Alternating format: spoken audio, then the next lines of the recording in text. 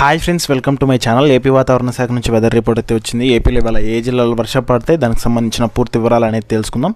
వీడియోని అయితే స్కిప్ చేయకుండా లాస్ట్ వరకు చూడండి. వీడియోలోని ఇన్ఫర్మేషన్ నచ్చితే ఛానల్ని సబ్స్క్రైబ్ చేసుకోండి. వీడియో యూస్ఫుల్ అనిపిస్తే మీ ఫ్రెండ్స్ అండ్ ఫ్యామిలీ మెంబర్స్కి మన వీడియోస్ని షేర్ చేసి నాకు సపోర్ట్ చేయండి. వీడియోస్ చూస్తున్నారు కానీ లైక్ చేయట్లేదు. మన ఛానల్లో ఏపీ వెదర్ అప్డేట్స్ అయితే వస్తుంటాయి. అలాగే వీడియోని అయితే హైప్ ఇవ్వండి, దాని ద్వారా వీడియోలోని ఇన్ఫర్మేషన్ ఎక్కువ మందికి తెలుస్తుందన్నమాట. ఇక లేట్ చేయకుండా టాపిక్లోకి అయితే వెళ్ళిపోదాం. ఏపీలో ఇవాళ పలు ప్రాంతాల్లో పిడుగులతో కూడిన వర్షాలు కురిసే అవకాశం ఉన్నట్లు వాతావరణ శాఖ అయితే తెలిపింది. ఉపరితల ఆవర్తనం దక్షిణాంతర్గత కర్ణాటక పరిసరాల్లో సగటు సముద్ర మట్టానికి 1.5 కిలోమీటర్ల ఎత్తులో విస్తరించి కొనసాగుతుంది. ఇక గల్ఫ్ ఆఫ్ మన్నార్ నుండి ఉత్తర అంతర్గత కర్ణాటక వరకు, దక్షిణాంతర్గత కర్ణాటక మరియు తమిళనాడు అంతర్భాగంగా సగటు సముద్ర మట్టానికి 0.9 కిలోమీటర్ల ఎత్తులో అల్పపీడన ద్రోణి విస్తరించి కొనసాగుతుంది.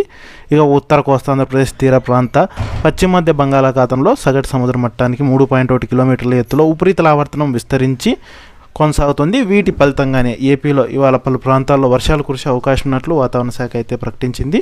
అక్కడక్కడ ఉరుములు మెరుపులతో కూడిన వర్షాలు పడతాయని అయితే తెలిపింది. అలాగే బలమైన ఈదురుగాలు కూడా వీచే అవకాశం ఉన్నట్లు వాతావరణ శాఖ అధికారులు అంచనా అయితే వేస్తున్నారు.